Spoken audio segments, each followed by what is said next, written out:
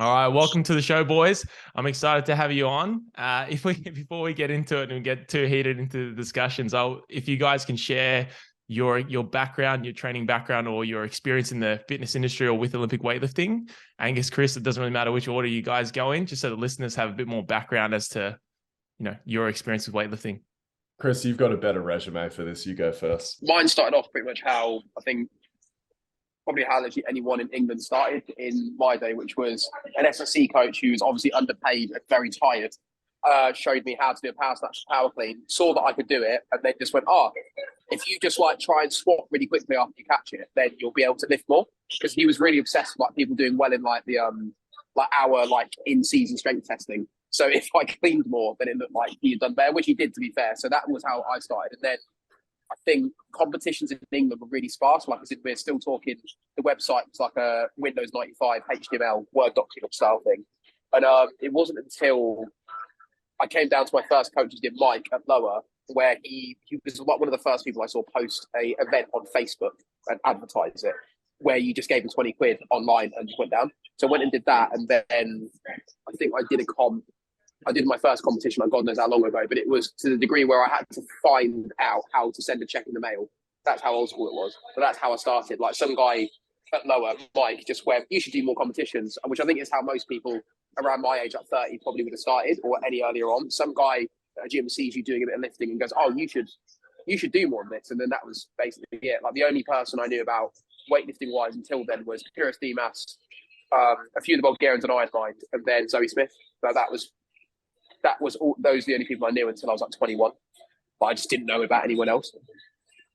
That's so. And then and then I started coaching. I started coaching on little bits and pieces when I was about like 22. Like when I'd started actually like PTing and taking the lifting a bit more seriously and doing it alongside rugby. But it was still a case of I was like, I'll show you how to do it, but I can't show you how to do what I'm doing. So I could show you someone like a snatch or an overhead squat or a power snatch or a power clean, but I wasn't going out advertising saying I am an expert weightlifting coach. I just said I can show you some weightlifting. And then I moved to London after opening a gym up in Bedfordshire. I moved from there because it just wasn't the right thing for me. I shouldn't have been doing it. I moved down to London, I want to say 6 or 7 years ago, worked with Mike at Lower, where that was the first place I saw, which was like a commercial weightlifting setting. There was a bit more like CrossFit. And then I moved on from there once we kind of outgrew each other. Like I wanted to do my own thing anyway. And then that kind of led into what I'm doing now. So I started off where John North hit and catch video, Penn Lays, 3 steps, and bodybuilding.com. Those are my resources. And to be fair, I don't think I'd want to start lifting now. I think it cooked my head. I'd want to probably start lifting when I did, or even further back than that. That's crazy. Yeah, we all remember the John North. Did you ever watch the one where he takes a ton of pre-workout and he just does 150 snatch and then 170 clean and jerk? He just does it's within 3 minutes and he's like screaming outside. It was like peak John North. I know the video you want about it. Yeah, it's fucking mad. I'm gonna have to watch it after this. he got out of smoke and crack and then just joins Cal Strength, right? Like that was pretty much the John North story. Yeah. So yeah. Fucking hell. Angus.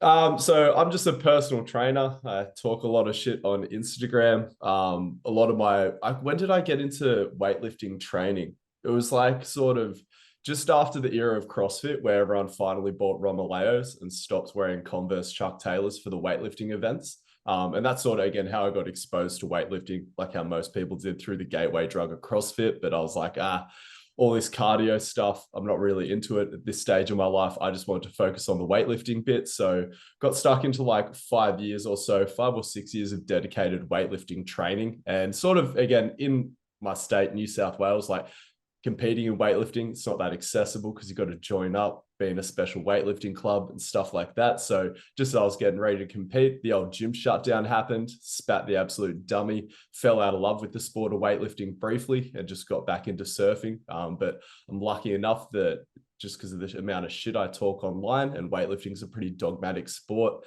bunch of the people like the way that I talk about it. So I've just been privileged to work with a bunch of weightlifters and do a bunch of seminars and things like that, that I also completely understand why some people don't have any patience for anything I say in this space, because I have minimal skin in the game, but I enjoy commentating on it nonetheless.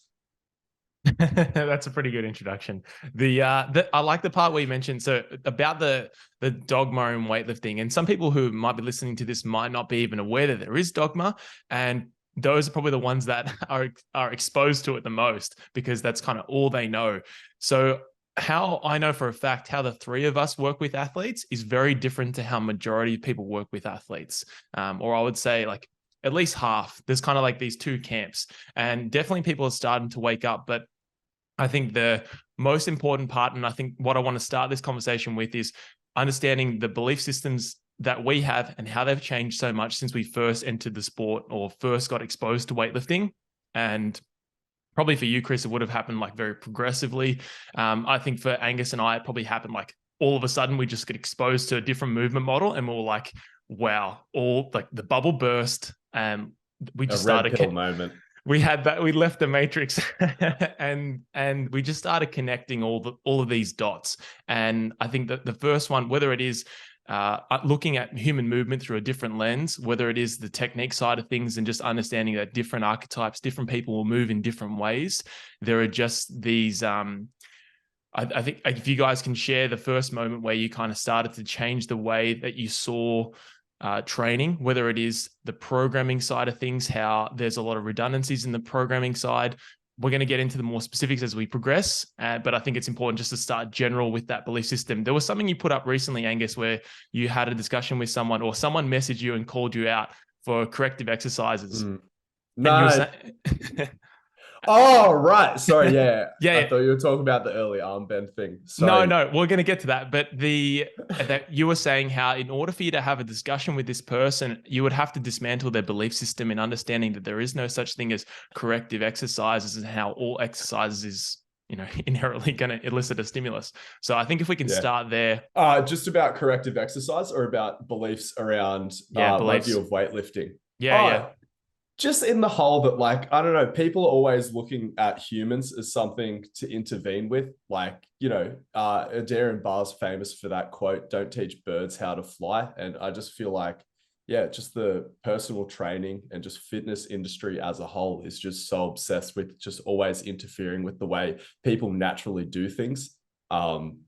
And that an extension of that is just the whole corrective exercise nonsense. Like, I'm a big believer in the positive benefits of exercise, but then just this idea that there's, and when people talk about corrective exercise, it's always something low load, low stimulus, something, that's sort of put in place to protect the client, so to speak, from doing actual real exercises that are going to provide a stimulus. And I think the thing is as well, like, I used to have this belief that the human system was symmetrical. We've all got 2 arms, 2 legs, but then as soon as you're aware of what's actually going on under the hood, you realize we are just this swirling, relatively asymmetrical mess. And again, so much of this corrective exercise movement, especially what I was talking about, like split squats, people talking about, all right, got to make sure you do some split squats to iron out all those nasty asymmetries that you developed from all that bilateral lifting. And it's like, I just don't know if that's the best path forward. I don't know if we're actually meant to have equal expression on both sides of ourselves. It'd be nice to have access evenly to both sides, but it's just not the reality that we exist in. So it often ends up just being an exercise in futility. I've never seen asymmetries ironed out effectively with corrective exercises like split squats. And then even as coming back from an injury. Well, it makes them feel good. Caveats, nuance, and context, because you all love it. Because we're in a long form discussion. Cover ourselves. There's someone will call us out. I think mine was that, and I don't think this is a thing where I definitely noticed, like you guys are saying, where like you found a new movement system, or like a new way of looking at things, or like a new the expansion compression model, where you just go, oh my god, this has changed everything. Mine was very subtle, where I kind of noticed that everything exists on a scale, so it's not an on and off switch where like you're kind of like, oh, you're doing good, you're doing bad. You finish your ball, you haven't finished your ball. Oh, you're squatting deep enough, you're not squatting. Do you know what I mean? Like there's this whole spectrum of all this stuff in the middle.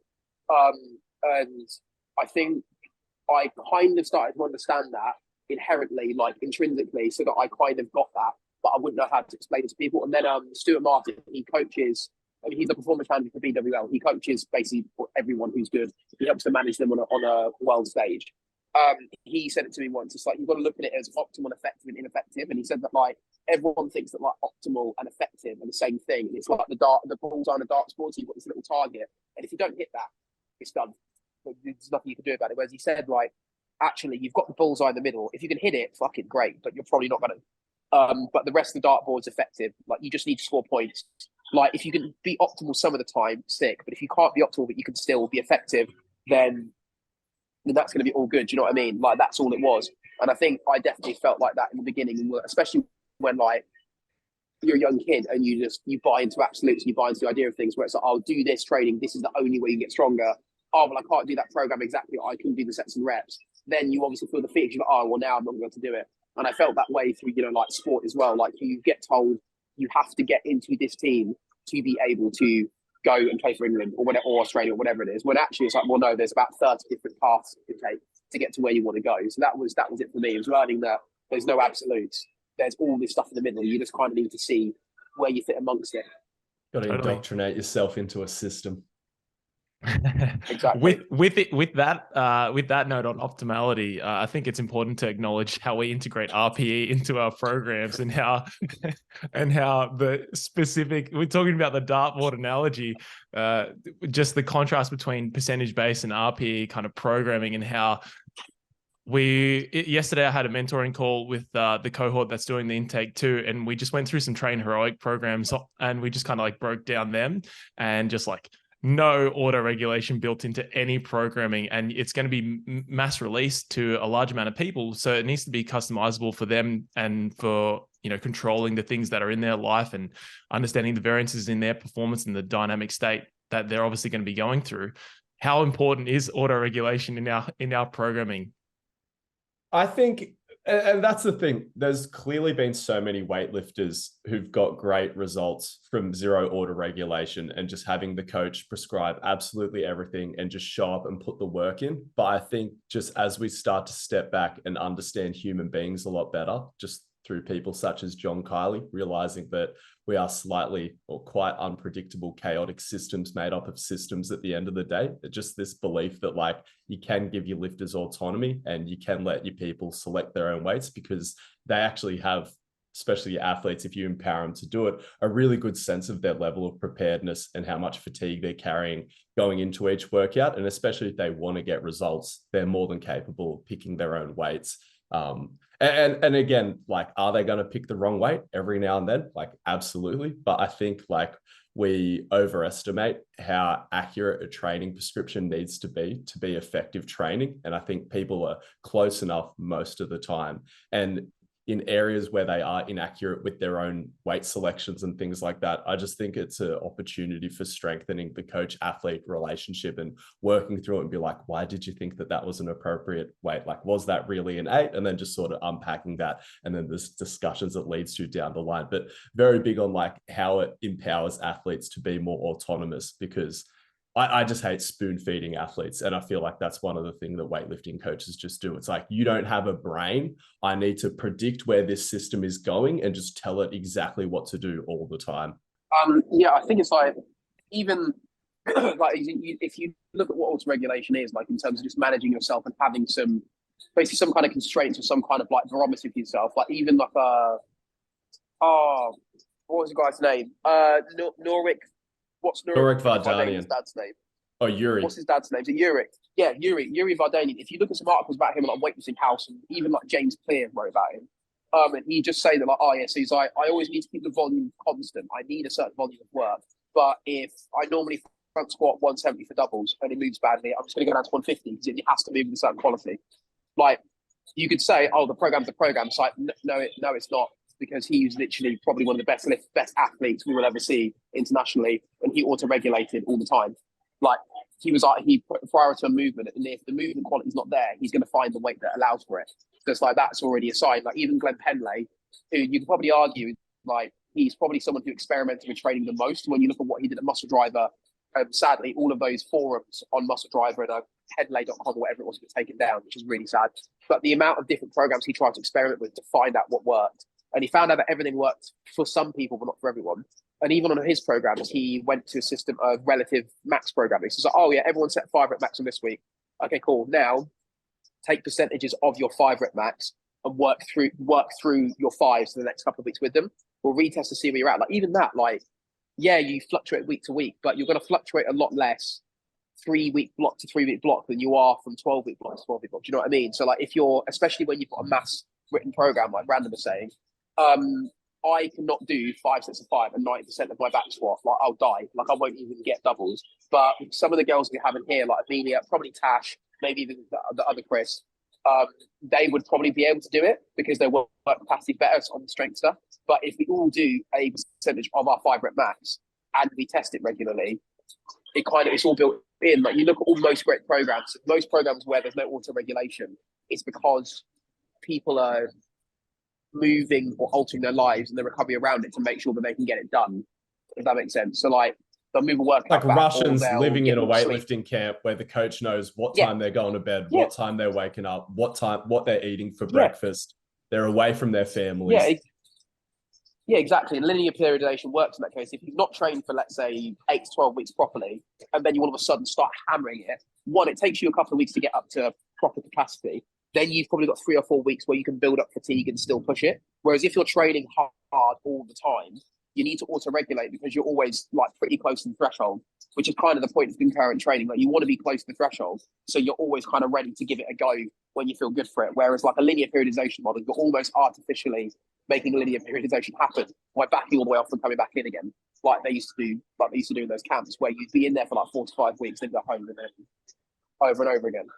I think there are a decent amount of weightlifting coaches who probably have like a little bit of a reactive approach to programming, which is pretty woke. But again, it's not really talking and interfacing with their athletes. It's just sort of observing them as an outside observer and being like, all right, I'm just going to react to their energy levels and how I see them lifting. But I just think that added step of actually consulting with the athletes really valuable.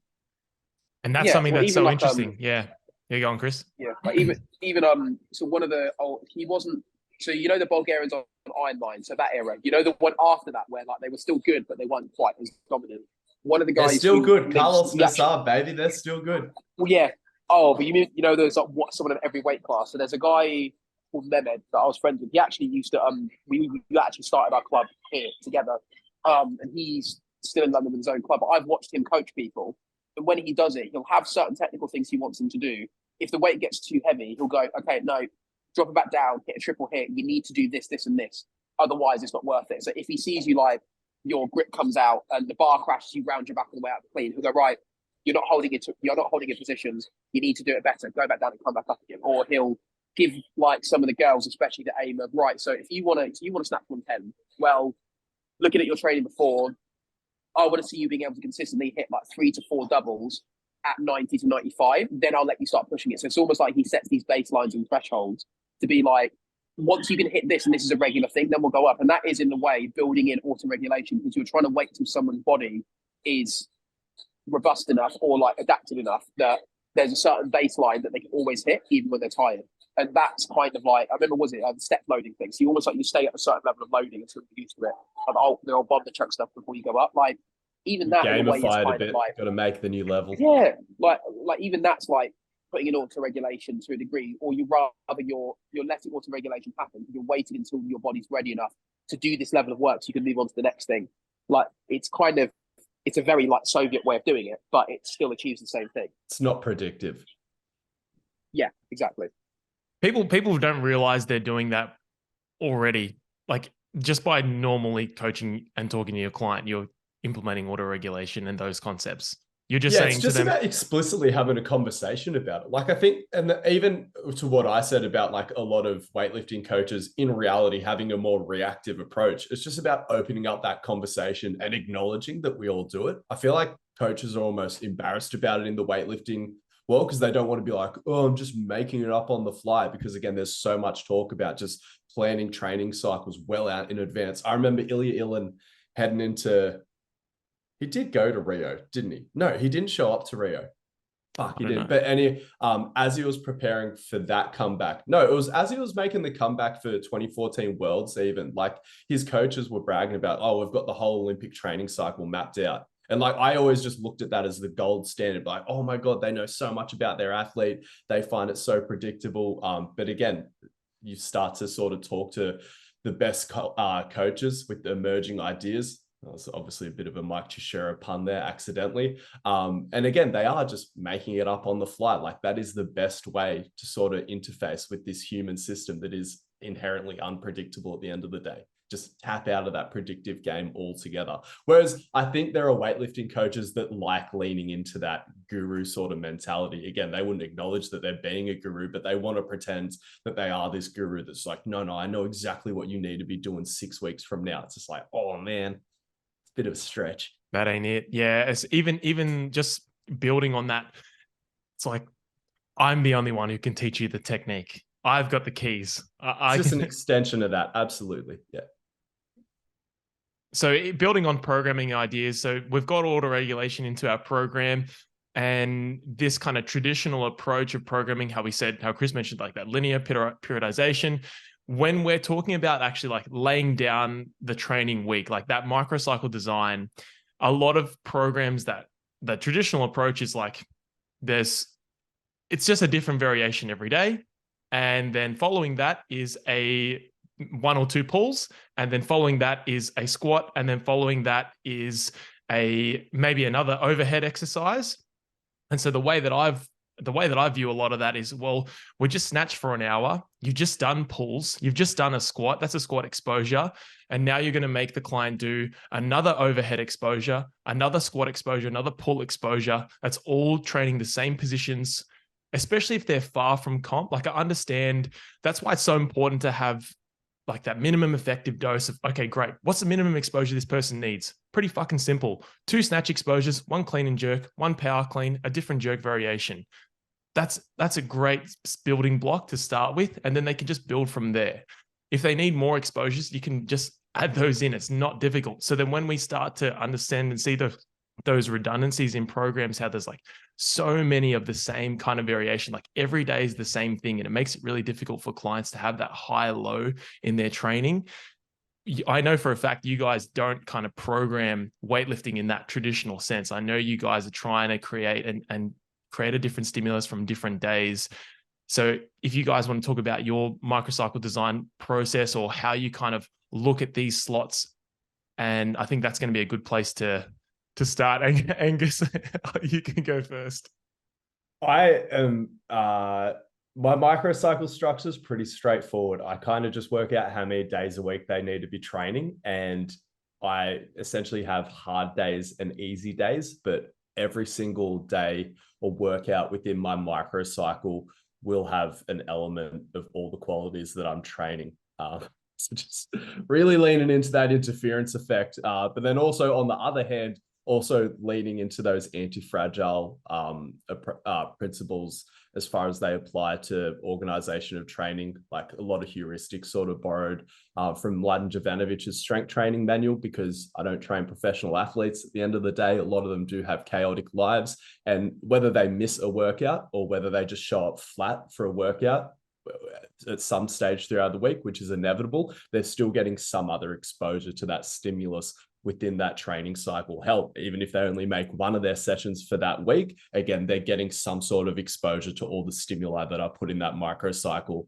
I also just think that it creates enjoyable workouts. Again, that's a real personal sort of bias there, but again, a lot of my athletes tend to sort of enjoy that. It's like they come in, they're like, yeah, got a little bit of prep work or like rolling around on the ground or some breathing just to get the body right before they get into it. Got a little bit of the actual weightlifting skills in there, got a strength piece, a little bit of pump work, maybe some plyos or something like that as well, maybe a little bit of conditioning. Again, typically, I should check myself. Like I don't have them doing conditioning absolutely every day. I don't have them doing plyos absolutely every day. But again, we're getting multiple exposures throughout that one microcycle. Again, just so if they miss any day or they don't show up for one workout, still getting a solid exposure to that stimulus. And then just stacking micros, baby. Tinker, don't overhaul. Like again, I'm very much my whole thing is just about management of the microcycle. I think just when it comes to programming as a whole, people are so obsessed with like, oh yeah, what's your next meso? Oh yeah, phasic potentiation. But literally my goal, I got this process from Jamie Smith and the boys at Melbourne Strength Culture. And again, I think this is sort of an extension or adaptation of the RTS model. My goal is to get them just the perfect week of training.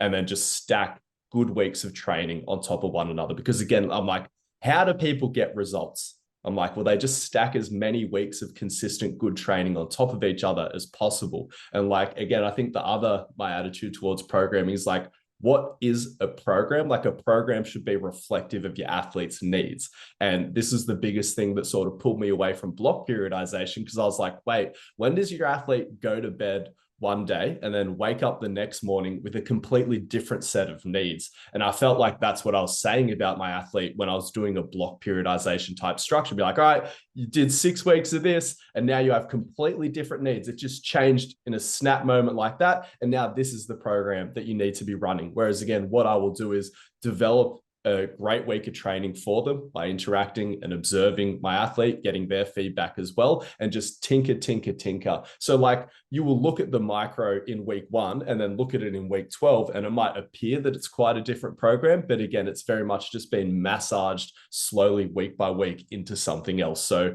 again, and that's, in my view, much more reflective of the athlete's needs, which do change gradually over time. And again, my programming process is a reflection of that. So I would say it's varied over the years, but I just try and make sure that you're getting like an even amount of stimulus for like each thing each week. So there's loads of different like templates that I've used before just to give me a starting point to kind of see where people are at. I think lockdown was probably the easiest one, because a lot of people who trained hadn't trained for ages and then had come back into it, so it almost gave you a fresh start. So I'd almost always start off with snatch, clean and jerk once a week each, at least, probably twice a week, and then powers once a week. Now I've gone down to probably making sure you just get a snatch and a clean and jerk and a power variation in each week. And then looking at the other qualities you need. Like, some of my lifters, they don't do that many plyos because they don't really need them, or they don't really want to do them, and they don't have a problem with speed and reactivity, so I don't bother putting them in. But in terms of like, you know, having some like basic hypertrophy stuff in there, some strength stuff, obviously the weightlifting movements and then the variations, I just try and look at what the minimum amount is that you can need. And one of the easiest things you can look at is I can never remember his full name. His name's Dr. Pack, and he does research out of Southampton Uni, but he basically has this whole thing. He's going on the how little do you actually need to do and how much variation do you need. And the research that he's looking at, I think a lot of it is actually been done on people for a long period of time. So like, you look at squat, bench, deadlift, you need to bench 2 or 3 times a week. You need to squat twice a week. You need to deadlift meaningfully once a week if you're a power lifter and you want to get stronger, or at the very least not lose anything. And then you need to make sure you're hitting something hard on those every week, whether it's an AMRAP, whether it's a heavy single, a double, a triple, a handful of sets of 3. You just need to do something challenging. And I think that sets a good guide. And then you look at like snatch, clean and jerk being added into that. I probably don't need to deadlift every week unless they're actually shit at pulling. Like, as in, I don't get a lot of people to deadlift unless they're really bad at pulling, or they let's say they keep just losing their head when they get to like a 50 kilo snatch. So I get them to be pulled to 60 to show them that they can pull it high enough or something. So I just look at putting all the blocks in at a minimum alongside what amount of days they want to train. Because some people will say they want to train 4 or 5 days, which is great. That's fine. If you want to go 5 days, some people only want to go 3 days. So just try to make sure everything stacks up. Ideally, if you have someone who wants to be relatively competitive, whether it's with themselves or anyone else, I'd usually just go weightlifting, strength, weightlifting, strength, weightlifting again. So you usually have 5 days of training, and it makes it easy to split up. So you almost have fast, slow, fast, slow, fast. And then if someone's weak, then you just go the opposite way around. So it will go slow, fast, slow, fast, slow. It doesn't need to be more complicated than that. And if it's 6 days, then you usually just have a conditioning day or like a plyos day, like an odds and ends day in there somewhere. But then for me, I would usually put them on a concurrent training program. Like Angus was saying, you just to stack good weeks. I just kind of want to see what you're like. I want to see what you respond to. And then off of that, I can start writing out blocks where I roughly know what you're going to do throughout 6 to 8 weeks. So like some of the guys I have, one of them, James, he responds really well to escalating density or double rep progression. So on his squats and on his snatch and clean and jerk, we stick within a weight bracket, and I just look for him to basically break a volume PB. I know that's what some powerlifters call it. So I look for him to break that. Then we go up in weight, so he flat loads. Whereas some of the others, it's a case of they do better with rep maxes or trying to hit something heavy each week, but with lower volumes. So then I'll give them something towards that. But I stack the good weeks of concurrent training first to try stuff, then get a reasonable assumption of what I think they respond to, and then that's it. And then I'll just go from there, and then I'll start writing blocks from there. That reactive side of things is very woke in weightlifting, but I think it's so important because it's such a perfect way you said it, Angus. Just like You're just trying to stack those good weeks. You're just trying to give them the perfect week of training. And that if you focus so much on that, I guess that's the thing. Like everyone has that, everyone's looking for that macro lens, well, I want you to snatch, this is the goal. You've come with me with the goals you want to achieve. And now I'm thinking, great, go on. I feel like so many weightlifting coaches just try to be hard cunts, and like you get made out to be like a bit of a pussy if you're like, nah, I feel like the athletes, they know how hard they need to be working, like, and just giving them a little bit of a say in the matter. Whereas like, again, weightlifting coaches, we just romanticize being this stoic old dude in the corner, just be like, not good enough, do it again, but less shit, fucking more sets, like fucking, and yeah. We're just not that, Pete. We're just not that. Like, that's just not it. And there's so many more people that are just ordinary, like, I don't want to say ordinary, but they're just normal people who just want to have fun and do these things. And for a lot of people, that kind of approach just works really well. And that's where you see, I think you said it the first time, where it's like, these programs are just talent programs. And the amount of people that get shat out the ass at the other end of these programs. And it's like, if you want to then they find one superstar athlete, they're like, so program works. You're like, fucking finally. Like, yeah, you just needed some talent. But it's interesting. Let's get into some general bad takes. So let's get into some general bad takes on squat exercise selection, because I think that's now that Angus is starting to wake up, we can start. Bad take for you. Fucking, do I finally get to trash back squats again? I think you do. Just like, so this is be good. We can have a balanced conversation about it. Me personally, I'm still trying to get back squatting cancelled. And it's not even, I don't even think that back squats are a bad exercise. I just hate how I feel like they're viewed as an essential exercise in weightlifting programs.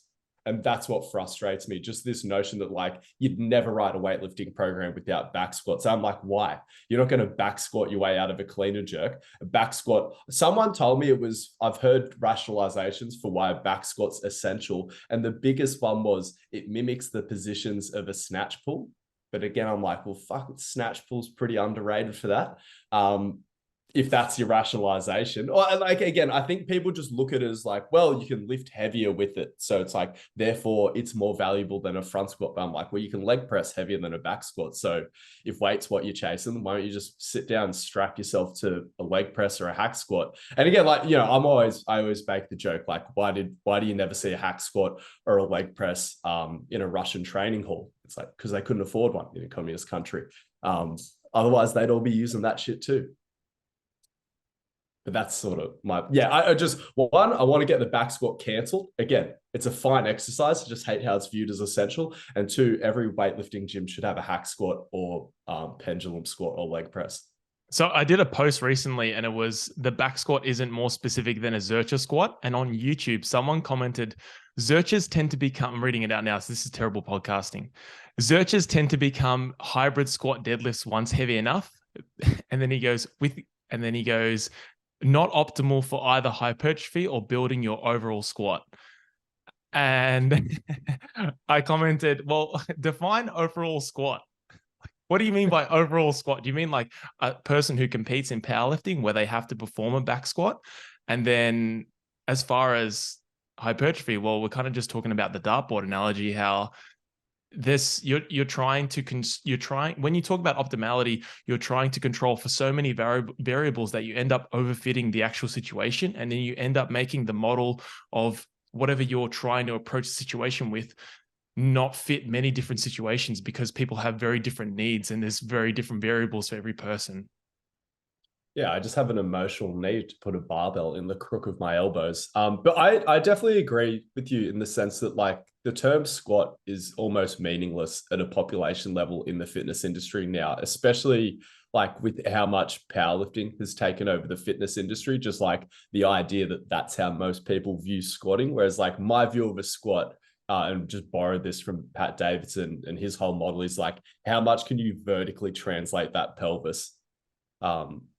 And that's sort of just all I'm sort of seeing. And especially like, I think in a weightlifting context, that applies pretty well. Like any sort of squat variation, majority of the time, what I'm looking for is like, how does this facilitate their ability to keep adding load and keep vertically translating that pelvis as much as possible? And back squats tend to do that less good, in my opinion. Like there are people with 6 squatty back squats, but like I'd say that's not the case for majority of people. And again, like what I like about the front squat, yeah, there's less load, but it does constrain you a lot of the times to an actual squat pattern. And that's what I enjoy about most of the anteriorly loaded variations, other than like the Zercher, which we call the low bar front squat, because again, it allows you to do that filthy hinge, still anteriorly loaded. Oh, it's so funny. Like sometimes the Zerchers, they'll get you nice and squatty. Sometimes you can let it become a little bit of just that back squat style hinge. I'm down for both. If it's in your elbows, it's all good in my books. Khrys, I think as well, like, yeah. If someone's saying like, oh, but it turns into a squat deadlift time, it's like, have you ever seen someone do a fucking heavy snatch or clean? Like, what's that? Like, you know what I mean? It's I think It just shows that black and white just idea that movements are like either one or the other. Well, we're just moving. We created terms for everything. And if you create terms for things, you will use those terms. Mladen talks about it when you make exercise classifications, how it's like, if you create a shortened glute exercise list, you will program shortened glute exercises. If you create sport-specific training exercises, you will use the arbitrary list of sport-specific movements. So it's just how people view movement and view exercise. Yeah, and I think it's just that whole thing as well of like when someone throws out that term, oh yeah, but, you know, the back squat, you know, it looks the most like a snatch pull. It's like, well, for me, when I use back squats to transfer the most, it's like, well, it did make my pull better, but my pull was shit. So that's probably why it made it better, because anything was going to make my pull better that was remotely posteriorly loaded. It helped my snatch more because it made me more explosive in a more kind of like a bit more of a vertical pattern. But it was probably actually more useful for catching snatches because the back angle was actually consistent or similar there. But I'm shaped for most sports. Like I'm shaped for weightlifting, I'm shaped for rugby, I'm shaped for everything. So I'm going to be able to do everything as you would want me to. But then when we've got like a lad like I always use an example, and I hope he doesn't feel bad. This lad I coach called Liam Dunn, where he's built like Slender Man, like he's like 6'2", and he's got like a 6'6" reach. So like if he back squats, it doesn't look like his snatches. When he back squats, it doesn't look like his snatch pulls. Do you know what I mean? But his back squat, when we do it for higher reps, is the best transfer he's ever gotten from squatting. Front squats turn into shrimp, back squat heavy turn into shrimp, back squat for sets of 8 or more, lovely. They are the best thing ever. So it's one of those ones where it's like just do what works. So you need to get squatting strength, you need to squat more. Well, then do the exercise that lets you do that. Like it doesn't really matter what it is. Like as long as it's getting you to the goal. Yeah. Anytime I talk to someone about the whole back squats in weightlifting thing and they disagree with me, it's always a wide eye, I say. And it's just like, they fucking back squat sets of 10 and it looks like they're in a goddamn Smith machine. I'm like, you give fucking my skinny ass a heavy set of 10 on back squats. I'll give you like 3 squats and I'll good morning the rest of the set for you. Which again, there might be value in that, but again, not a squat in my model. And then the other part that's really interesting is just the mystic of, well, the back squat is the key to performance. The king, baby. Well, the reality is, the metrics should go up. So it doesn't really matter what squat you do, what training you do. At a minimum, you should get stronger. At a minimum, you should get bigger. And at a minimum, your total will go up, especially if you are bad at it. You are not a mystic if your clients improve. They should just improve anyway through consistency and through just gradual exposure to training. So there's this mystic of like, and I guess another thing is, well, they've just probably never tried anything else. It's like, well, you know, and again, well, sometimes there's no reason to change things for the sake of change. But in saying that, you're a coach, you probably want to experiment as much as possible because you should know a fair bit about the thing that you're giving out to people. When you find that there's a client that comes along to you, whether it is a narrow or whether it is like that slender man that just doesn't respond as well to the traditional model that everyone else gets results from, because you just could have gotten a bunch of wide dudes do your program. When you can't find those alternate routes, it makes things really difficult. Then your clients have hip pain, then they don't feel as good, then they're just getting beat up, and then you're wondering why the rest of the performance is dropping. As a coach, your value to the clients becomes significantly limited, and it's such a simple change just through experimenting or exploring more options.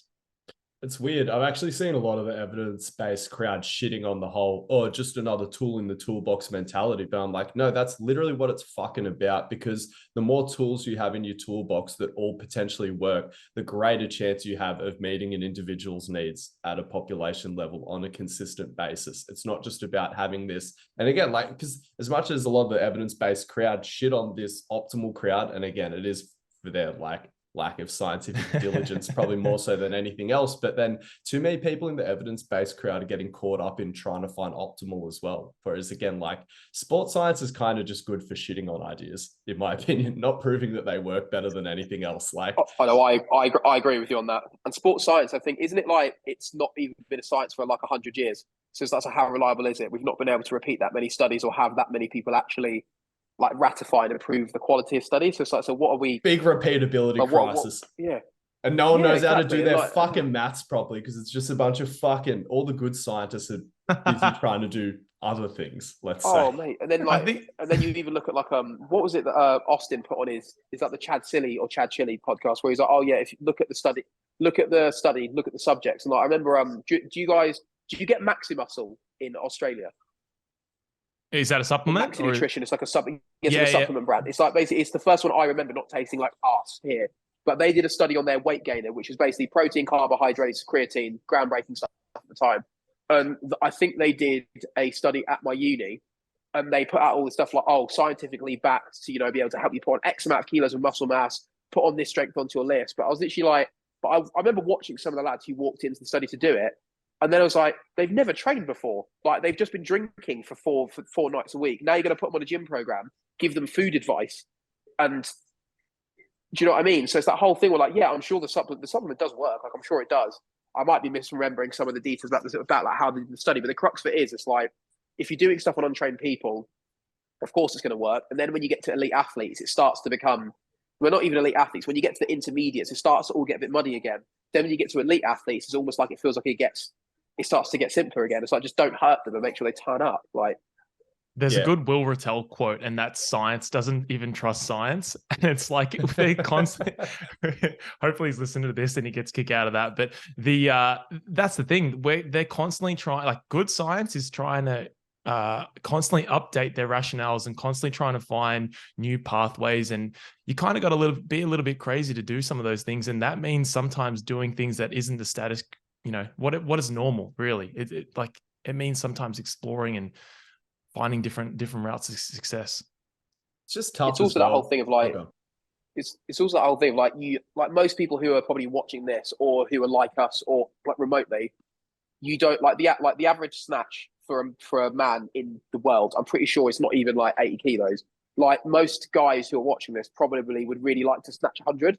So you want to do something that's not normal. It's not remotely normal. So then why are you following basic advice on the internet? Why are you following what everyone else is saying? Why are you following what a strength coach who can't do a fucking plyo properly or can't even back squat double body weight is saying and can't teach anyone else to do it is saying? It's like, whilst I respect that, like, you don't have to necessarily, like Angus was saying, you don't have to be the best at something to be able to coach it. Like, I don't want to listen to lifting advice from someone who can't snatch 70. They've never snatched 70. They're never going to. They can't coach anyone else to be any better than them. Like when those people are usually the loudest, chopping away, trying to tell me or my lifters what to do, I'm like, well, I'm sorry, I'm just not going to listen to you because there's nothing to show me as to why I should. Like, I don't want to be normal, and you're looking pretty normal, my guy. So why am I going to listen to you? I don't want to be like you, and I don't want your advice on how to do it. I'm just afraid. Let me do my low bars. What I mean? Literally, oh, mate, like I remember watching he's a good like Brandon. If you haven't heard about him, he's a good lifter to watch. A kid called Stefano Cataldi. He's a British weightlifter. Is in the 89s. Like, and I remember when I was at Lower, he kind of started training there when he was starting to hit puberty and starting to take control of his own training. And some of the stuff he would do, even some of the stuff I do, people go like, why are you doing that? It doesn't make any sense. Like, that's not going to make you better. And I remember someone actually said at the time, and I hope like Stefano doesn't take offense to this. I don't know if he knew this guy said this, but someone who used to be involved with his training basically said, oh yeah, he's uncoachable. He doesn't do anything properly. He's never going to get anywhere. And then the kid's clean 190. Well, this is the time when he was cleaning up 120. So I was just like, I think he knows what he's doing. He's trying to figure stuff out. So like sometimes someone attempt to do something, he kind of look at them and then he kind of do the whole thing of like, oh yeah, nod, acknowledge and ignore. So like, oh yeah, thanks, yeah, I'll think about that and then just ignore it. Whereas when someone who actually trained gave him some advice or he'd ask like if I was doing some weird accessory work or if like some of the other lads were, and he'd say, what are you doing that for? And we say, oh, this and this. And he's like, oh, does it help? Oh yeah, well personally I found that like, I don't know, single leg RDLs, just help my hips just feel a little bit stronger and my hips don't hurt anymore when I pull, when I do these. And then you'll see him and he'll kind of like, you don't think he's taking it on board, but then you'll see him doing something like it 3 or 4 weeks later because he's smart enough to know I need to figure out how to do this, but it does mean I'm going to try other stuff, but I'm not going to do it how you told me to do it. I'm going to do it how I think I need to implement it. And to a degree, some people can't be trusted to do that, and that's fine. Some people need a coach to tell them more of what to do, and some people, like Stefano, who is an absolute unicorn, can make those decisions for themselves, in my opinion, which I think is what a lot of elite athletes can do. They can look at stuff, they can copy it straight away. Like, you can show them an exercise 3 times, they'll do it more or less perfectly, and they can also get a feel pretty early on for, I think this is going to help me, and then they'll just go and do it, and they won't go and ask questions about it to anyone else. They'll just go, I think this is going to help me, I'm going to go do it, even if science says it's not the right thing. Fucking science. It's just a bit shit, isn't it? Like, it's just fucking. It's just rough because, like, you don't want to be dubbed as anti-science, and I'm not. It's like, it's as a lover of science that's where I criticize sports science from. Like, all my favorite evidence-based practitioners pretty much spend most of their time shitting on the body of evidence, and like, that's the thing. I feel like there's like not enough in between. There's just like people who just completely ignore science, are just like fucking fermenting their piss and chugging it every morning, doing crazy shit, standing on Bosu balls. And then you've just got people who just won't try any fucking protocol that doesn't have an entire systematic review on it. I'm like, where's that sweet spot in the middle where you can kind of acknowledge it's like the scientific process is good, but sports science is underfunded, understudied, the cohorts are fucking tiny, they're on undertrained people, and I just think that there's not enough appreciation for that sometimes. Well, yeah, if we watch the sport, if we just watch what's happening out there, we can start to piece together a lot of things, and that's the biggest case study. They're just writing down really small amount. It's not fair to put them all under that, but there's a lot of them where they're just writing down really small feats of, you know, controlling one variable, where we know, even as coaches, like if we just were to conduct a study, we work with like how many people we work with. And if we're trying to put them through our programs, how many things can we realistically control for? Or even just like when there's a study on squats, it's like, show me a video of how they squatted, especially now that they're publishing most research online these days. Oh, like, yeah. I realized you couldn't do that back in the day when everything was just like paper libraries and things like that. But just nowadays, just certain things like that. But even outside of that, like, again, why I try to not be too critical of sports science in a certain sense is when I try to think about good study design, I'm like, fuck, that'd be too expensive. It'd be too long to conduct. So I'm very sympathetic to how hard it is to do good sports science, but that shouldn't stop us from just acknowledging the state of it. Yes, like it's better than nothing, but we need to acknowledge that it is still not great. Like, as in, I think one of the things, it's because I took part in a study at my uni. It's basically just on a case about how does muscle recruitment change on an EMG as you change the footwear that you have. So, like, you know, like if you wear like Nike Free pillows on your feet, like obviously you, as you'd assume, you're going to see your calves and your feet, probably your lower leg probably kick off a bit more as you're squatting because they're trying to stabilize your leg. Whereas when you put on some nice ROM 2s at the same way, you might be able to get a little bit more out of the rest of your leg and all that kind of stuff. But one of the guys was saying, he was like, a lot of the time they don't let you squat to depth. So as in, like, you'll be stopped at like a 90-degree angle. That was where some of the squats were. And then also what we would consider a max was when they saw any form breakdown. So it's like, but that's not a max and that's not a squat. So you need to put that in the study. But then, like, it's obviously written down in like the study details of, like, you know, the protocol, but you should probably put that in the abstract. This squat was to this depth. This is when we told them to break down. This is the results we found. Whereas when you go, like, I don't know, even like, I don't know, it's just a bit of a mad one. Like, as in, you're going to see people like squat differently, break down differently, and people be able to squat more based on their build. Like, I'm pretty sure a sprinter or a long jumper or Matt, let's say like Matt Watson, he's probably going to be able to half squat off of pins in a Smith machine way more than he can full squat. And then you're going to then be able to correlate that positively with his jump. Whereas if you correlate his full squat with his jump, you're going to see something entirely different in terms of the relationship and what squat equals what jump and all that kind of stuff. But give me another one of those squats versus hip thrust studies. They're fucking gold. Oh no more. Get in. Should weightlifters do hip thrusts? In the bin. I hate them. It took me a long time to come around to hip thrust hate. I was pretty hip thrust neutral for a while, but I'm like, fuck that shit, man. Just give me plates to put away. I was about to say, like, I feel like you hip thrust fucking 50 kilo girl, you end up with 200 kilos worth of plates to put away. But if you're going to squat 30, that was a poor coaching decision.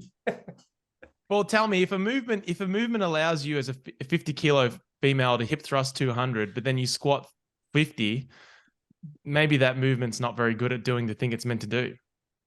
Yeah, it's a tough one. Like people like them, and that's what I like about hip thrust. Yeah. Like some, especially a lot of the girls, they just go wild for them. Like hip thrust, your fucking heart out, go for it. Outside of that, I'm never writing it down.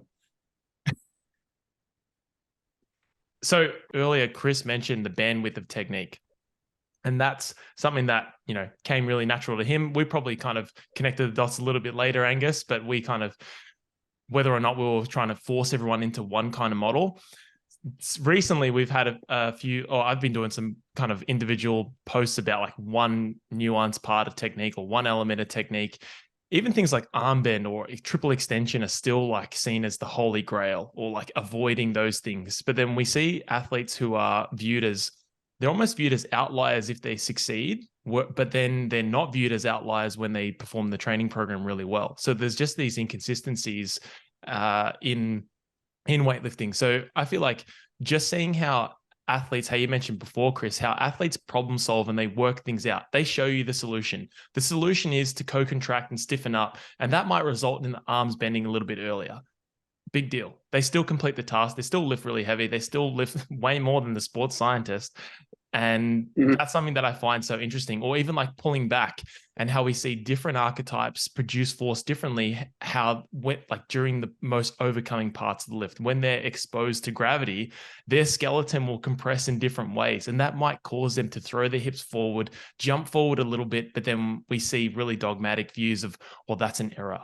That needs to be corrected. Imagine if they change that. And I think someone who's really good at breaking down that dogma is someone like Javelin Anatomy. And he'll say, you know, if you want to throw really well, this is the position you need to hit. But if someone does something slightly differently, you're pretty fucking crazy to think that they could throw another 2-3 meters if they just made one change in the final position. And often we're just seeing the byproduct of force production, not really understanding, like, you know, we know a lot less than what we think we know about our athletes and how they move.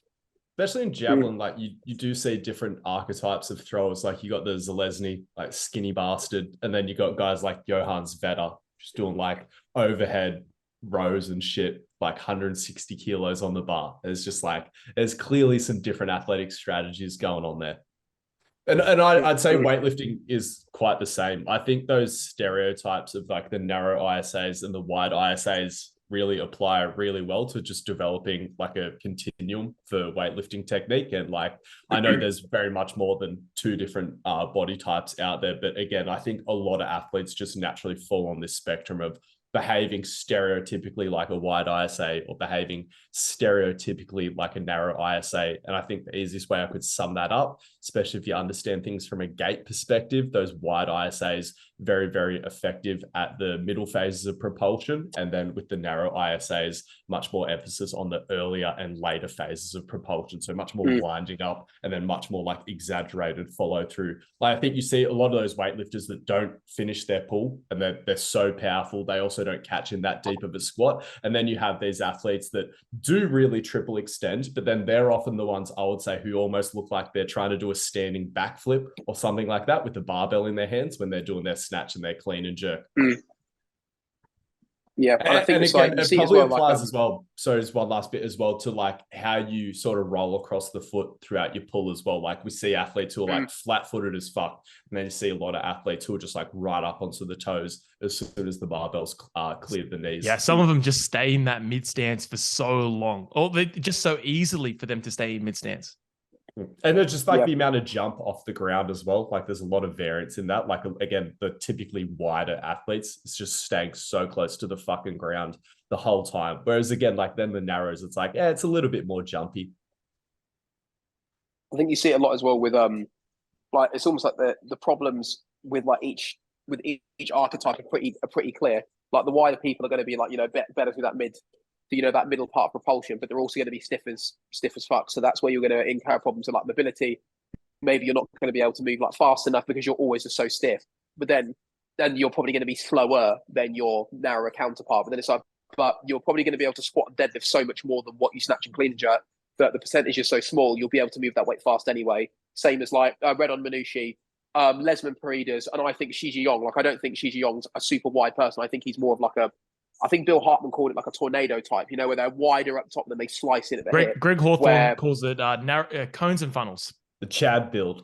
Yeah. So you've got the funnel. So like with those people, it's like, okay, so Shi Jiang being the exception, which I want to talk about because I've just like thought of something. But like if you have someone where they can barely front squat their best clean, but they're a narrow ISA, they can produce momentum so well and manage it so well, they're efficient enough that that's fine.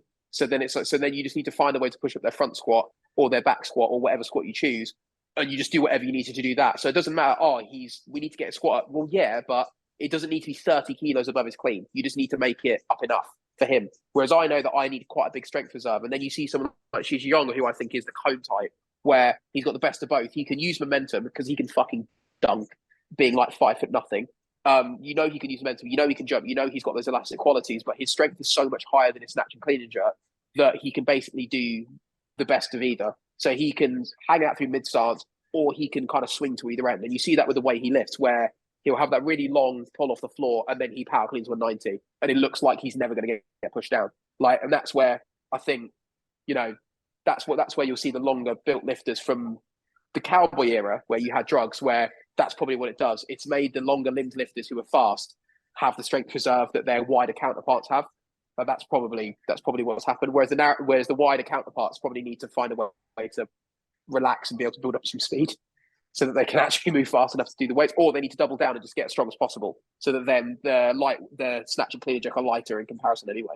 I'm just looking at Shi's physique.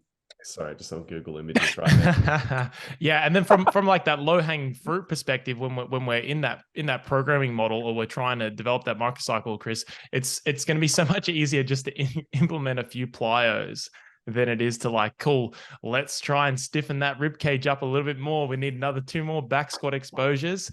That's not necessarily low hanging fruit, especially if someone's later in their development. This is like, reminds me of the you heard of Nassim Taleb's barbell strategy for investing, where it's just like 90% of his stocks or his resources are just in blue chip shit that's just going to outpace cost push inflation, just earning like 2 to 4% per year, and then 10% is just invested in like shit coins, penny stocks, things with like very low risk to the overall system, but huge potential upside. And like that's sort of how I view plyos and conditioning and stuff in weightlifting. It's just like, it's not going to fuck your program, but just this huge potential upside, again, with the conditioning work, keeping your athlete actually fucking healthy, like having a healthy human being is a priority to keep your weightlifters good. But then also like so many weightlifters, like what's a big threat to the system? And it's just like, just tendon problems from just like overtraining or overexposure to just this same speed every fucking movement. Whereas giving them some things on either end of that continuum, like plyos and ISOs, very low risk of absolutely fucking your program, especially if you're responsible with your plyos. But then the huge potential upside for just keeping all that viscoelastic tissue healthy by exposing it to different velocities, on top of any potential athletic benefits that you could get from plyos as well, which is another huge potential upside. Perfect. I couldn't. Yeah, it's so important just to have those. Just framing things in those ideas and taking, I think if it's one thing people should take away from this is just taking concepts from other fields rather than looking in the same area or in the same bin from other people. Just when you got elsewhere. Like track athletes who can like power clean 170, it's just like, does that not tell you what you need to do? Or throwers, like, does that not tell you what you need to work on? There's clearly, and then when you said like not stressing the tissues in the same ways every time, we're not putting the tendons through the same experience, we can unlock not only from that not necessarily injury prevention, but we're just trying to invest in our athlete in slightly different ways. It's so important. Yeah, it's just fun as well. Awesome, boys. I reckon we wrap it up there. What do you reckon? Yeah, because if we uncork this fucking armband conversation, we'll be going till 9 a.m. So I've got another soon. Thanks so much for joining me, boys. Angus, Khrys, if you guys want to do a little plug now. You can find me at Angus Bradley 92 on Instagram. You can check out my podcast, High Performance Podcast, and that's where you can find everything you need. You can find all my stuff at KDOT Speed on Instagram anything that we do at Ronin, which is my coaching company, is in the bio. So if you want individualized coaching, you want to ask us about running a seminar, or you want any box like pre-written programs, all of it is in the link in my bio. So you're going to find it all there. Awesome, boys. Thanks for coming on.